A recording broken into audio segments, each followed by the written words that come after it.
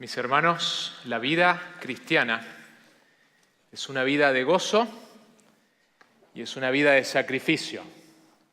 Ambas cosas están siempre presentes en aquellos que son seguidores de Jesucristo. El gozo y el sacrificio. Quisiera invitarles a abrir sus Biblias al Evangelio de Marcos. Vamos a estar mirando el capítulo 8, versículo 27. Marcos 8, versículo 27. Y vamos a estar viendo desde el versículo 27 del capítulo 8 de Marcos hasta el 9:1. Llegamos a una sección en el Evangelio de Marcos sumamente importante. Es como una bisagra en todo el libro. El tono, el foco, el énfasis del libro de Marcos va a cambiar a partir de esta sección. Previo a esto, la identidad y la misión de Jesucristo estaba velada. A partir de ahora los discípulos van a ver más claramente quién es Jesucristo, pero no lo van a ver del todo. Hay dos preguntas claves que va a cambiar la dirección del libro. Si uno estudia todo el libro de Marcos, uno ve que en este punto hay un cambio de dirección. Y estas dos preguntas son: ¿quiénes dicen los hombres que yo soy? Y después Jesús le va a decir: pero vosotros, ¿quién decís que yo soy? Y a partir de este lugar en Marcos, todo el libro va a avanzar hacia Jerusalén. Leamos juntos todo el pasaje. 8:27 dice: salió Jesús con sus discípulos a las aldeas de Cesarea de Filipo, y en el camino preguntó a sus discípulos diciéndoles: ¿quién dicen los hombres que soy yo? Y le respondieron diciendo: unos Juan el Bautista y otros Elías, pero otros uno de los profetas. Él les preguntó de nuevo: pero vosotros, ¿quién decís que yo soy? Respondiendo Pedro le dijo: tú eres el Cristo. Y él les advirtió severamente que no hablaran de él a nadie. Y comenzó a enseñarles que el Hijo del Hombre debía padecer muchas cosas y ser rechazado por los ancianos, los principales sacerdotes y los escribas, y ser muerto, y después de 3 días resucitar. Y les decía estas palabras claramente. Y Pedro le llevó aparte y comenzó a reprenderle. Mas él, volviéndose y mirando a sus discípulos, reprendió a Pedro y le dijo: quítate de delante de mí, Satanás, porque no tienes en mente las cosas de Dios, sino las de los hombres. Y llamando a la multitud y a sus discípulos les dijo: si alguno quiere venir en pos de mí,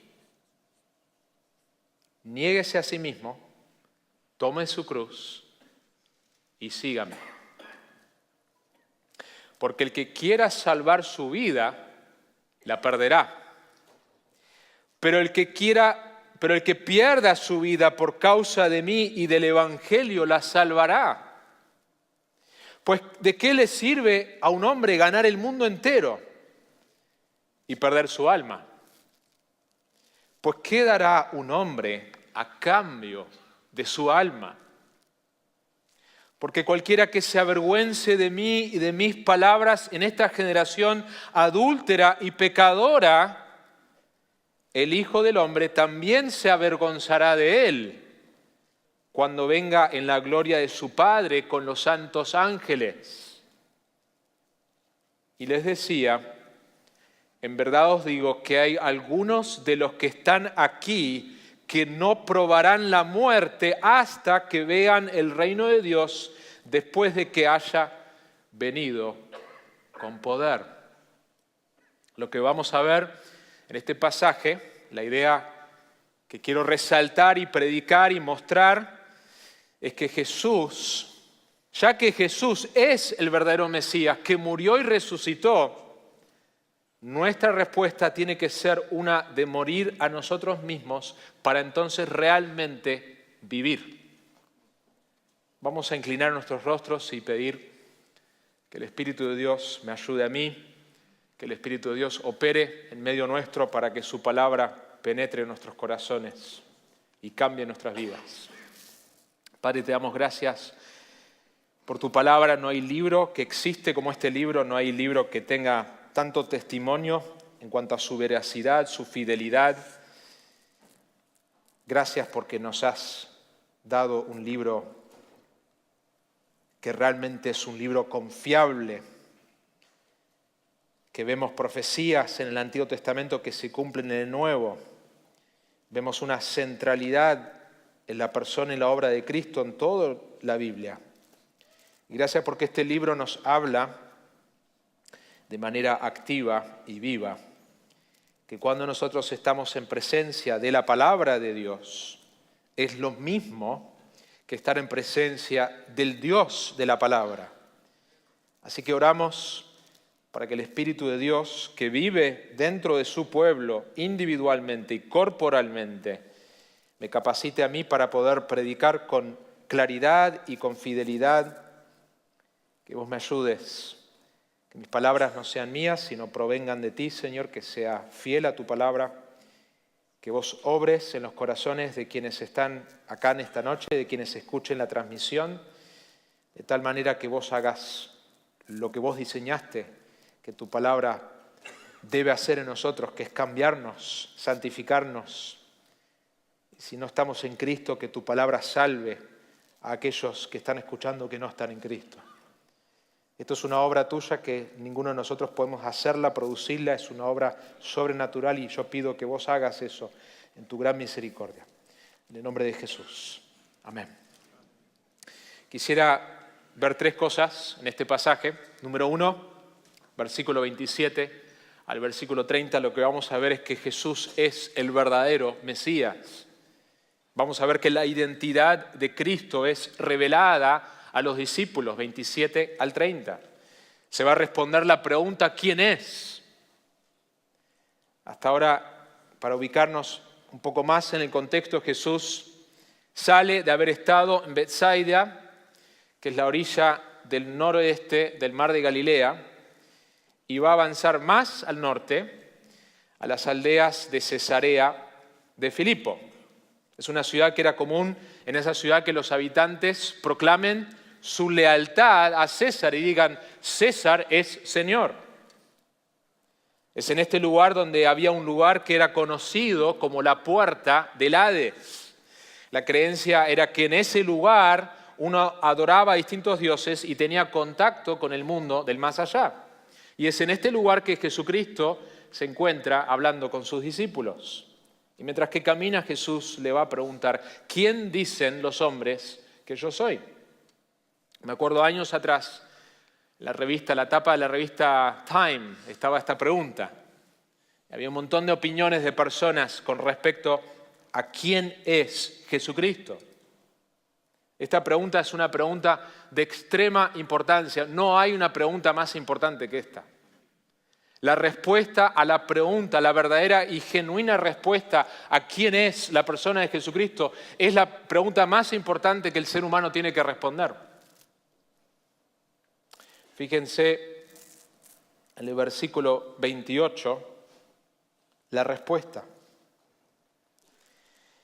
Y le respondieron diciendo, unos Juan el Bautista y otros Elías, pero otros uno de los profetas.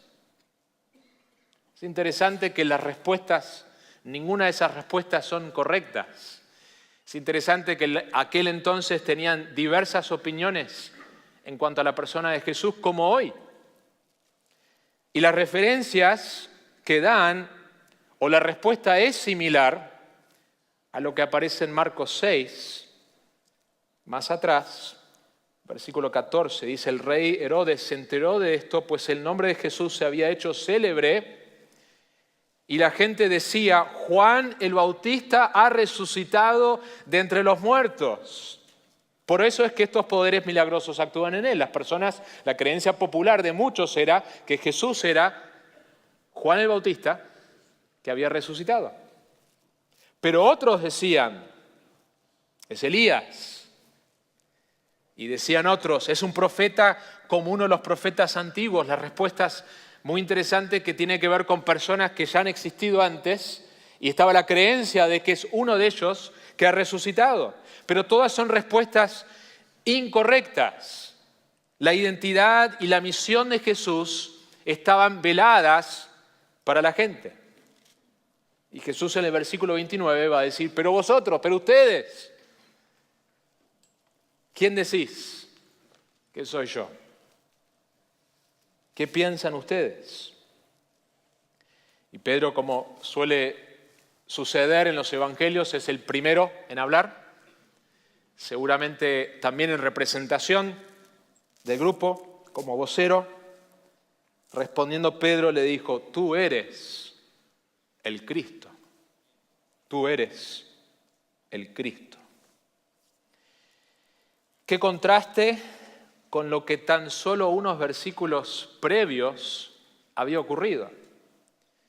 En el versículo 18 del capítulo 8 de Marcos, Jesús los había reprendido por su incapacidad de ver, por su incapacidad de entender, por su incapacidad de escuchar. Teniendo ojos, ¿no veis? Y teniendo oídos, ¿no oís? Y en el versículo 21 le había dicho, y les dijo, ¿aún no entendéis? Tan duros de corazón son que no están pudiendo comprender estas verdades espirituales. Pero ahora tenemos esta declaración de Pedro, tú eres el Cristo. Ahora Pedro y los discípulos ven, ahora entienden. Qué maravillosa frase. Tú eres el Cristo.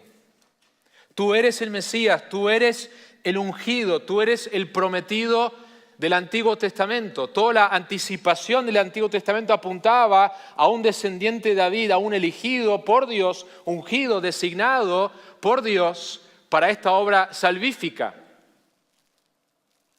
La palabra Cristo es la versión griega de la palabra Mesías, que simplemente significa ungido, la persona designada. La palabra implica elección y designación divina a una obra particular y una capacitación especial de poder para lograr esta obra. Y ellos, Pedro y los discípulos, están viendo correctamente, finalmente, que Jesús es el Cristo, es el Mesías, es el designado por Dios. Y si repasamos las cosas que ellos han visto hasta ahora en el libro de Marcos, recordamos que en el capítulo 1 Jesús los había llamado a seguirlo y que Él los iba a hacer pescadores de hombres. Ellos lo han visto a Jesús enseñar con una autoridad distinta, no como los escribas y los fariseos. Jesús tenía una autoridad superior a lo que en ese momento era la autoridad máxima religiosa del pueblo judío. Han escuchado con sus propios oídos a demonios gritar, llamarlo a Jesús, el Santo de Dios, y han visto a Jesús echar fuera demonios. Han visto cómo Jesús ha sanado muchísimas personas. Han visto a Jesús sanar un leproso. Lo han escuchado decir a Jesús, hijos, tus pecados te son perdonados, al paralítico. Y después sanarlo diciendo, pues para que sepáis que el Hijo del Hombre tiene autoridad en la tierra para perdonar pecados, levántate. Lo han visto sanar en el día de reposo, desafiar esta tradición. Lo han visto confrontar los líderes religiosos día tras día en su hipocresía. Lo han visto a Cristo reprender el viento y el mar. al punto que ellos se miran unos a otros diciendo, ¿quién pues es este? ¿Quién es? Que aún el viento y el mar le obedecen. ¿Quién es? Esa es la pregunta. En Marcos, ¿quién es esta persona que sana a los enfermos, que echa fuera demonios, que resucita a la hija de Jairo? ¿Quién es? Han visto a Jesús multiplicar milagrosamente los panes y los peces en 2 ocasiones. Lo han visto caminar sobre agua. Lo han visto sanar a un sordo, lo han visto sanar a un ciego. Y ahora finalmente los discípulos entienden quién es Jesús. Finalmente los discípulos ven, aunque como vamos a ver más adelante, en realidad no ven del todo. En realidad no entienden todavía completamente quién es la persona de Jesús y cuál es su misión. Mateo, el Evangelio de Mateo nos habla un poco más de lo que Marcos nos habla. Si sabemos que Marcos es básicamente las predicaciones de Pedro que Marcos escribe, Pedro por alguna razón, Marcos decidió, porque quizás Pedro dejó afuera esta sección donde Cristo alaba a Pedro, quizás por humildad.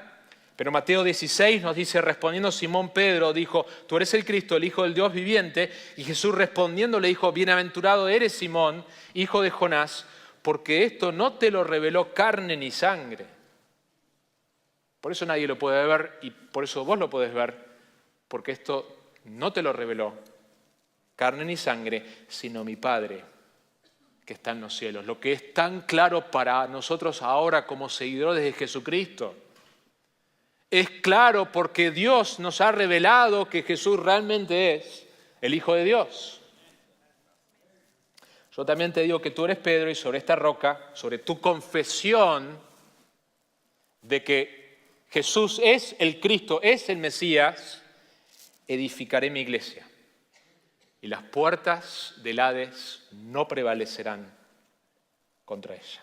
Un detalle interesante es que es muy probable que Cristo dijo esto en el lugar donde estaban las puertas del Hades, que es como una cueva que existe el día de hoy, uno puede ir y ver esta cueva, donde se adoraba a otros dioses, era la entrada, el acceso al mundo del más allá, era el lugar donde había una adoración pagana de todo tipo de dioses, y Jesús está diciendo, y arriba de eso hay una piedra muy grande, que las puertas del Hades, las falsas religiones, no iban a prevalecer contra la edificación de su iglesia, que esta confesión de que Jesús es el Hijo de Dios, de que es el Cristo, que sobre esa confesión Cristo iba a edificar su iglesia. El Espíritu de Dios abrió los ojos de Pedro y de los discípulos. El texto previo en Marcos 8, tenemos una sanidad del hombre ciego y es un milagro extraño porque es progresivo. Los milagros de Cristo, las sanidades de Cristo son inmediatos. Acá tenemos un ejemplo de algo progresivo, donde el ciego ve, pero no ve del todo. Se le pregunta en el versículo 23, 8:23, tomando de la mano al ciego, lo sacó fuera de la aldea y después de escupir en sus ojos y de poner las manos sobre él, le preguntó, ¿ves algo? Y levantando la vista dijo, veo a los hombres, pero los veo como árboles que caminan. Entonces puso Jesús otra vez las manos sobre sus ojos y él miró fijamente y fue restaurado y lo veía todo con claridad, así como los discípulos. Ellos ven, pero no ven todavía. Es una visión parcial y esa es la razón que este milagro en el contexto a este pasaje está colocado ahí. Hay una progresión en la comprensión, en la visibilidad de quién es Cristo de parte de los discípulos. Mis hermanos, nuestra creencia, nuestra verdadera creencia, lo que nosotros realmente pensamos acerca de quién es Jesús, es de extrema y de suma importancia. Juan 8, 21 al 24 lo dice así, entonces les dijo de nuevo, yo me voy y me buscaréis y moriréis en vuestro pecado. A donde yo voy vosotros no podéis ir. Por eso os dije que moriréis en vuestros pecados, porque si no creéis que yo soy, moriréis en vuestros pecados.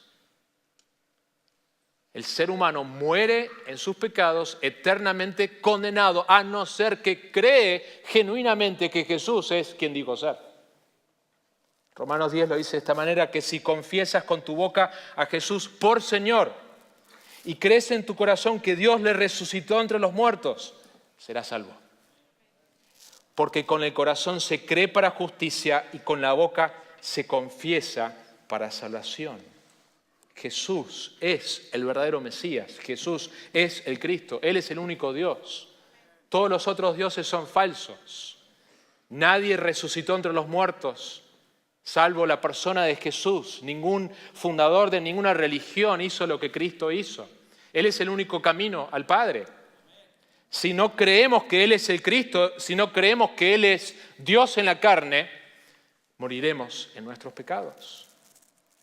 Hebreos 1:3 dice que Él es el resplandor de su gloria y la expresión exacta de su naturaleza y sostiene todas las cosas por la palabra de su poder. Cristiano, si Cristo, si Jesús, si la persona de Jesús es realmente el Cristo, es realmente el verdadero Mesías, entonces toda nuestra vida tiene sentido en relación a su persona y sus demandas sobre nosotros. Mi esperanza, mis metas, mis anhelos más profundos tienen que estar conectadas a esta tremenda realidad, que es la realidad más suprema, que Jesús es el Cristo, es el Hijo de Dios. Si no te consideras un cristiano, esta debería ser la meta para todo ser humano. Hacerse un cristiano, convertirse a Cristo, confesar genuinamente que Jesús es el Cristo. No hay propósito mayor en la vida que vivir para aquel que es Dios mismo en la carne. Debemos poder confesar esto, mis hermanos, con denuedo. Cuanto más convicción tenemos acerca de la realidad de la persona de Jesús, menos vamos a estar preocupados de lo que otros piensan de nosotros. Porque es esta realidad suprema que nos gobierna, de que Jesús es el Mesías, es el Cristo. Y debemos poder confesar esto con denuedo. Si somos pastores, en la manera que predicamos, como cristianos, en nuestros contextos de trabajo, en nuestras relaciones, poder confesar con denuedo la realidad de Cristo. J.C. Ryle dijo, debemos estar dispuestos a confesarle teniendo a pocos de nuestra parte y a muchos en contra. El versículo 30 es enigmático, porque dice, y les advirtió severamente que no hablaran de él a nadie. Parece confuso, ¿no? A la luz de que vemos en otros pasajes, de que hemos de proclamar el Evangelio a toda criatura. Y acá Cristo le está diciendo severamente, no hablen de mí a nadie. Y lo hace inmediatamente después de haber revelado su identidad a los discípulos, haberles preguntado y ellos haber confesado, a diferencia de la multitud que no se daba cuenta que Jesús era y es el Cristo, no le cuenten a nadie. ¿Qué está pasando? ¿No es la idea de que debemos hablar de Él a otros? Sí, pero todavía no. En el caso de ellos todavía no. De hecho, en Marcos ya ha habido ejemplos donde después de una sanidad, después de una situación milagrosa, Jesús le dice, no le cuentes a nadie. Varias veces, no le hables a nadie, no le cuentes a nadie. Y la pregunta es ¿por qué? Porque era necesario para los discípulos entender cuál es el mensaje y la misión de este Mesías. Antes de hablar de Él, antes de proclamar un evangelio falso. Ellos todavía no entendían, como vamos a ver, cuál era la misión del Mesías. E iban a proclamar a una persona que ellos estaban convencidos correctamente de que Jesús es el Mesías, pero iban a proclamar un mensaje incompleto y un mensaje finalmente falso que iba a desviar a las personas del verdadero mensaje que van a comprender en el tiempo. Ellos tenían conceptos erróneos acerca del Mesías. Y no solamente ellos pueden tener o tuvieron conceptos erróneos, nosotros también podemos tener conceptos erróneos acerca del cristianismo. Y podemos estar proclamando un cristianismo que no es el cristianismo que aparece en la Biblia. Esto me lleva a mi segundo punto, y es esto. El mensaje y la misión de Jesús, el mensaje y la misión de Jesús, es un mensaje que es locura para la mente humana. El mensaje y la misión de Jesús es un mensaje que es locura para la mente humana. Vamos a ver que no solamente la identidad de Cristo es revelada, como lo fue en el primer punto, en los primeros versículos, sino ahora vamos a ver la misión de Cristo revelada. Si la primera sección es ¿quién es?, ahora es ¿qué ha hecho? ¿Qué ha hecho? Versículo 31. Y comenzó a enseñarles. Es muy interesante esa frase, comenzó a enseñarles. Porque ahora Jesús por primera vez está enseñándoles algo que jamás ha enseñado hasta este punto. Hasta este punto no ha enseñado lo que está a punto de enseñar. Y es esto, que el Hijo del Hombre debía padecer muchas cosas y ser rechazado por los ancianos, los principales sacerdotes y los escribas, y ser muerto y después de 3 días resucitar. Esto es radical, escuchar esto. De que el Mesías, una vez que ellos entendían Jesús realmente es el Mesías, que ellos anticipaban que este Mesías iba a ser rechazado, que iba a sufrir y que iba a morir. Y resucitar después de 3 días. Pero aparentemente la parte de resucitar no les quedó grabada por la reacción que vemos a continuación. Es interesante que el pasaje que cuando Jesús describe esto, usa la frase era necesario. Era necesario. Porque esta era la única manera para que un Dios santo, justo, un Dios que odia el pecado, un Dios que no puede dejar al culpable sin castigo, pudiera ejercer su misericordia, su gracia, su amor hacia nosotros, castigando en la persona de Cristo, como nuestro sustituto, nuestro pecado, donde su ira fue derramada sobre Él, en nuestro lugar.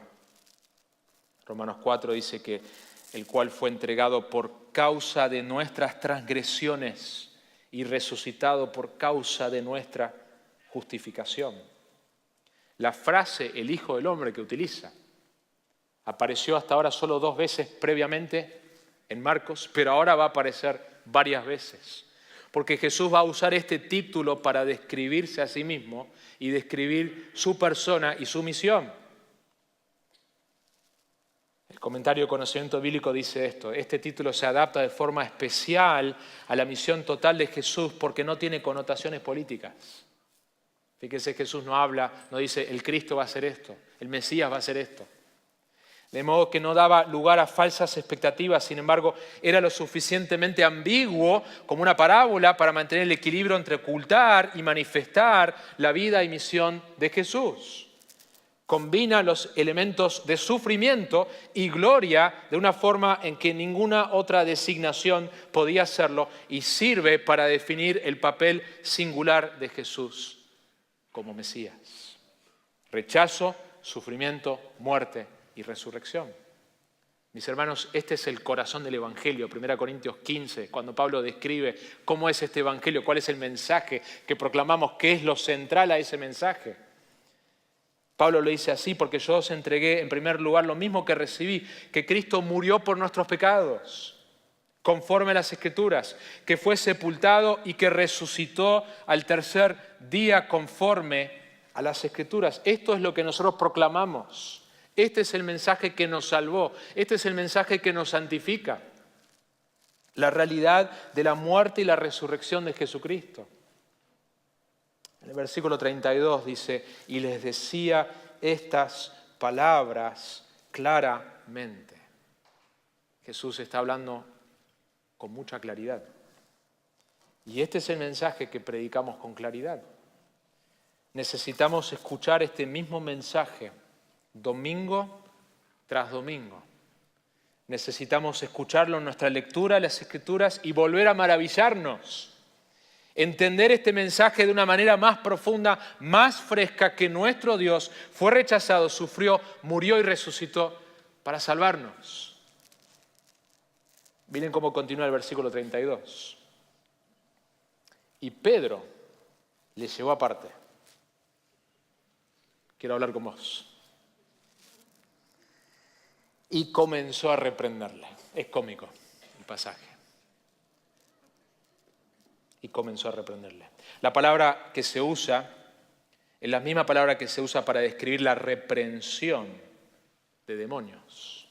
La versión de Mateo, Pedro dice, jamás, esto jamás te va a pasar. En el versículo 33 tenemos la respuesta de Cristo a esto. Mas él, Cristo, volviéndose, como suele Marcos describir los gestos y los movimientos de Cristo, y mirando a sus discípulos, reprendió a Pedro. Pedro estaba reprendiendo a Jesús, pero Jesús entonces reprende a Pedro. Y le dijo, quítate de delante de mí, Satanás, porque no tienes en mente las cosas de Dios, sino las de los hombres. Satanás estaba tentando a Jesús a través de la boca de Pedro. No es la primera vez que Satanás tienta a Jesús con algo similar, como lo hizo en el desierto, de evitar la cruz. Jesús mismo, cuando está en Getsemaní, va a pedirle al Padre, si es posible, no tomar la copa de la ira de Dios en la cruz. Pero se va a sujetar a la voluntad de Dios y va a decir que no se haga mi voluntad, sino tu voluntad. Y Pedro está viendo Jesús está viendo que Pedro en ese momento está siendo un instrumento de Satanás. Nosotros podemos con nuestras bocas ser instrumento del enemigo. Y lo que Jesús está diciendo es que la mente de Dios no es la mente de los hombres. 1 Corintios 1:18, porque la palabra de la cruz es necedad para los que se pierden. Eso nos debe alentar eso. Pero para nosotros los salvos es poder de Dios. ¿Por qué nos debe alentar? Porque nosotros debemos esperar que a no ser que Dios haga una intervención sobrenatural, nosotros no tenemos que tratar de cambiar o adaptar o minimizar o tratar de quedar bien con nuestro mensaje, porque ya va a ser necedad si la proclamamos, a no ser que Dios intervenga de manera sobrenatural y entonces es poder para salvación. Para algunos será poder para salvación y para otros será locura. Pero proclamamos con denuedo, sin avergonzarnos, este mensaje de que Cristo murió por nuestros pecados y que resucitó y que Él es el camino para restaurar nuestra relación rota con el Dios que nos creó. Isaías dice, mis pensamientos son más altos, porque mis pensamientos no son vuestros pensamientos, ni vuestros caminos mis caminos, declara el Señor. Porque como los cielos son más altos que la tierra, así mis caminos son más altos que vuestros caminos, y mis pensamientos más que vuestros pensamientos. Alguien lo dijo de esta manera. Jesús le enseñó a Pedro que hay básicamente dos maneras de ver las cosas. La manera de Dios o la manera del hombre. Esta es la gran división entre la piedad y la pecaminosidad. La persona piadosa está profundamente preocupada por las cosas de Dios. Pero la impía no tiene preocupación por las cosas de Dios. En vez de eso está preocupado con este mundo. Todos necesitamos evaluar esto de tiempo en tiempo. Necesitamos preguntarnos, ¿dónde está mi corazón? ¿Cuál es mi preocupación principal?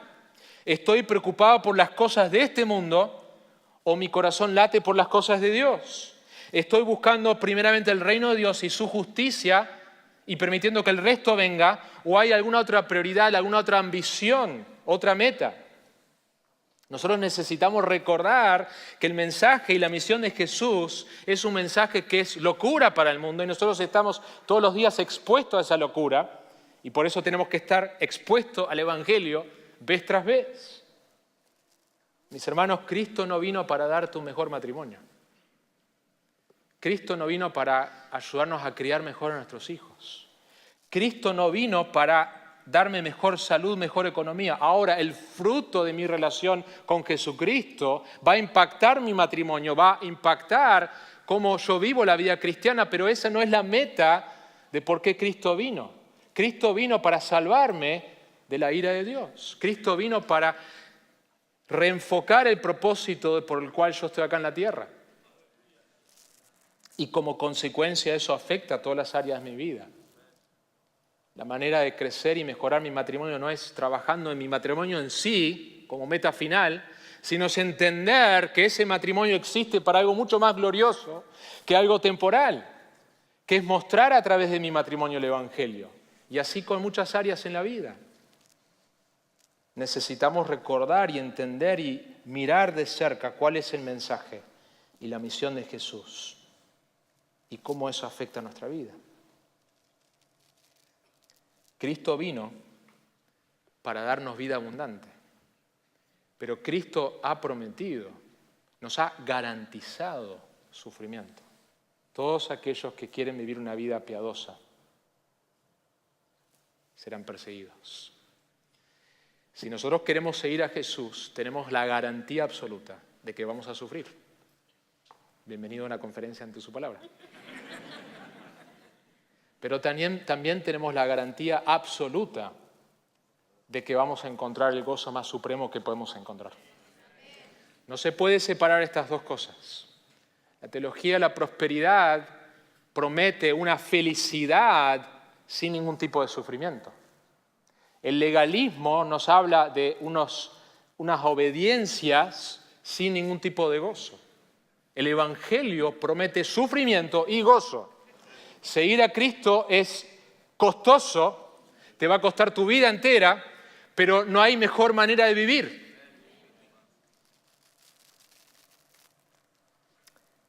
Mis hermanos, no sé qué dificultades están experimentando por seguir a Cristo. Pero en medio de esas dificultades, Cristo las ha prometido, Cristo es soberano sobre esas dificultades y en medio de esas dificultades, Cristo promete sostenernos y darnos el gozo en medio de la prueba. Y si no eres un cristiano, este es el Evangelio. El Evangelio no promete que tu vida ahora va a ser una vida sin problemas, pero sí promete lo mejor que te puede pasar, que es el perdón de todos tus pecados y la restauración con el Dios vivo que te creó para que vivas para Él. Cuando entendemos esto, y este es el último punto, podemos entonces ver que somos llamados a seguir a Jesucristo, sabiendo que hay un costo y hay implicaciones. Versículo 34 al 38. Si la primera parte hace la pregunta ¿quién es?, la segunda parte ¿qué hizo?, la tercera parte es ¿cuál debe ser nuestra respuesta? Versículo 34. Y llamando a la multitud. Fíjense que ahora no está hablando solamente con los discípulos, ahora llama a toda la multitud. Y a sus discípulos les dijo, si alguno quiere venir en pos de mí, niéguese a sí mismo, tome su cruz y sígame. Jesús dice esto a cada uno de ustedes hoy. Si querés venir en pos de Él, tenemos que hacer esto. Tenemos que negarnos a nosotros mismos. Todos nosotros tenemos un corazón engañoso. Todos nosotros tenemos el pecado que mora en nosotros. Hasta el día que nosotros experimentamos la muerte o hasta que Cristo vuelva, el pecado va a estar morando en nosotros. Y como consecuencia, todos, absolutamente todos en este cuarto, tenemos una tendencia natural hacia el egoísmo. Nuestra tendencia natural, si nosotros lo ponemos en neutro en nuestra vida, va a ser hacia cómo complacerme a mí. cómo construir mi propio reino, cómo satisfacerme a mí. Pero la vida del cristiano es una vida de negación continua de nosotros mismos. Es una vida donde nos negamos, donde tomamos nuestra cruz. Nuestra cruz no es las dificultades que podamos tener. La cruz es la realidad de que nosotros somos, como en aquel entonces, la persona que tomaba una cruz era una persona que ya estaba sentenciada a la muerte. No sé si alguna vez le dijiste al Señor, yo soy una persona muerta. Soy muerto, estoy muerto. Haz lo que quieras con mi vida.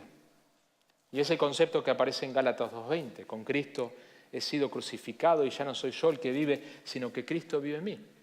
Fui crucificado con Cristo, ya no soy yo el que vivo. Y la vida que ahora vivo en la carne la vivo por fe en el Hijo de Dios, el cual me amó y se entregó a sí mismo por mí. Que el efecto del Evangelio en nuestra vida tiene que ser, entonces ya no vivimos para nosotros mismos. Lo seguimos.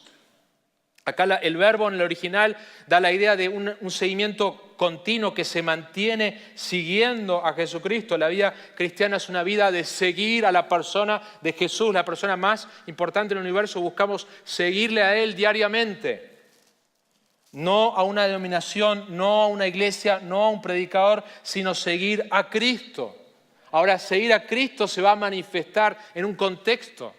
Nosotros no podemos decir que estamos siguiendo a Cristo aislado de los contextos en que Cristo mismo ha dicho que nosotros debemos estar sujetos. Pero debemos tener presente en nuestro corazón que hemos sido llamados, que nuestra vida tiene que ver con seguirlo a Él.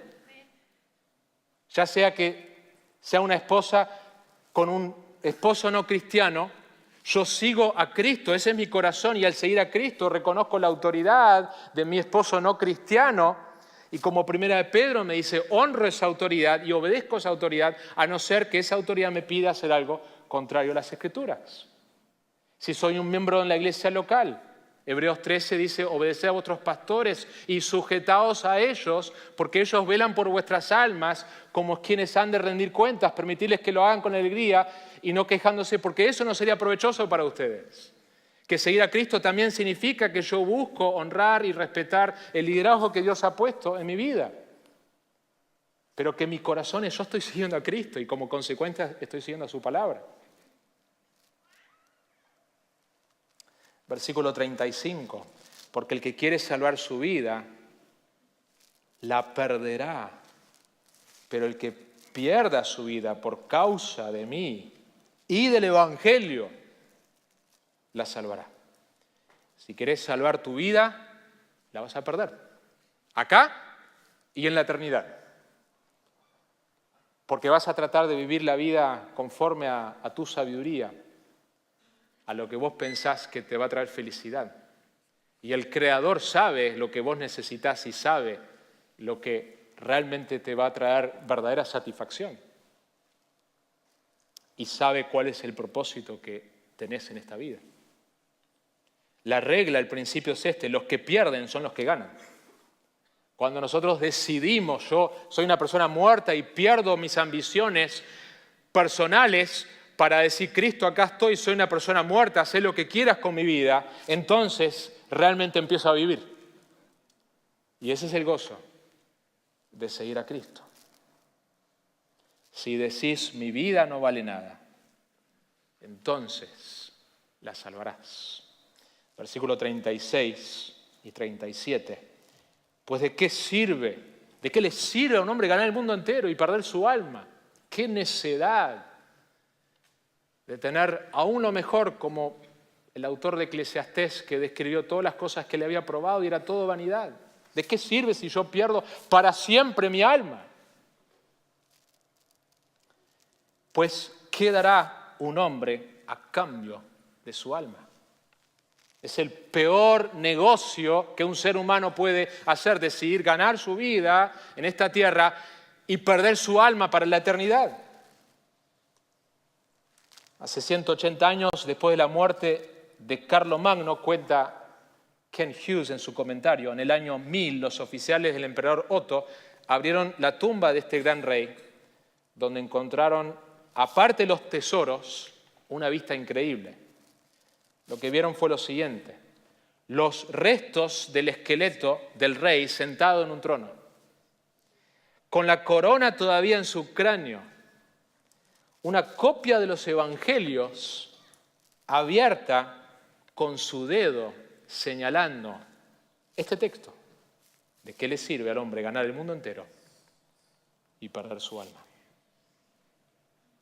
Versículo 38, porque cualquiera que se avergüence de mí y de mis palabras en esta generación adúltera y pecadora, el Hijo del Hombre también se avergonzará de él cuando venga en la gloria de su Padre con los santos ángeles. Avergonzarse de Jesús es rechazarlo y mostrar lealtad a esta generación pecadora debido a la incredulidad y por temor al rechazo del mundo. Ahora, lo que sabemos que el texto no nos está diciendo es que cuando nosotros como cristianos verdaderos fallamos en nuestro denuedo con respecto al Evangelio, entonces perdemos nuestra salvación. Porque de hecho tenemos el ejemplo de Pedro. Pedro se avergonzó de Cristo, pero fue restaurado, fue perdonado. El punto del pasaje tiene que ver con una visión en donde yo rechazo, me avergüenzo, no reconozco, no profeso a Jesucristo. Por eso la profesión de cristiano es algo público, debido a mi incredulidad y mi temor al rechazo del mundo. Pero también es una advertencia de que si yo nunca comparto mi fe, de que si yo no soy público con mi fe, está en duda si mi fe realmente es algo genuino.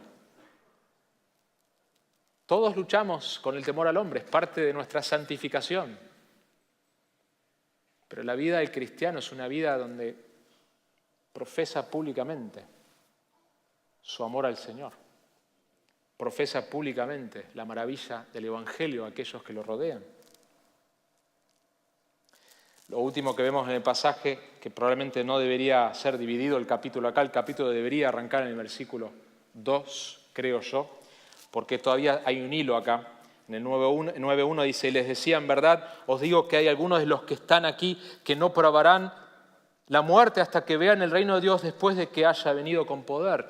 Y yo creo que el propósito de la transfiguración y lo que Jesús está diciendo acá es que ellos se acaban de enterar de una información que es tan difícil procesar, porque siempre pensaban que el Mesías iba a venir y sacar a los romanos y que ahora vamos a estar reinando, y no estaba el concepto de un Mesías sufriente, y podría entrar en duda de que si realmente entendimos bien que Jesús es el Mesías, Jesús en su gracia, en su amor, les va a dar una revelación de que sí, Él es el Mesías. Van a experimentar en la transfiguración, 3 de ellos, el testimonio de la ley y los profetas, Elías y Moisés, hablando del éxodo de Cristo, de que Jesús realmente es el Mesías prometido del Antiguo Testamento. Jesús realmente es el Cristo. Cuando las cosas no nos van bien en nuestra vida cristiana, Jesús realmente es quien dijo ser. Porque Cristo nunca prometió que nosotros, como consecuencia de obedecerle, tendríamos una vida sin problemas. Ese no es el Evangelio. La Biblia promete que va a haber dificultad y promete que al mismo tiempo, cuando caminamos con Él, habrá gozo, satisfacción, deleite. Y este es el punto de toda esta sección, ya que Jesús es el verdadero Mesías que murió y resucitó. Nuestra respuesta tiene que ser una de morir a nosotros mismos para realmente vivir. La vida del cristiano se experimenta muriendo todos los días para que su vida se reproduzca en nuestra vida. Termino con una cita de J.C. Ryle: oremos todos diariamente para tener fe y valor de confesar a Cristo ante los hombres. Del pecado, de la mundanalidad o de la incredulidad, sí debemos avergonzarnos, pero nunca de aquel que murió por nosotros en la cruz. A pesar de las risas, las burlas y las palabras duras, admitamos con valor que servimos a Cristo. Miremos a menudo hacia adelante el día de su segunda venida y recordemos lo que dice en este lugar. Mejor confesar a Cristo 1000 veces ahora y ser despreciado por el hombre que ser rechazados por Cristo ante su Padre en el día del juicio. Oramos.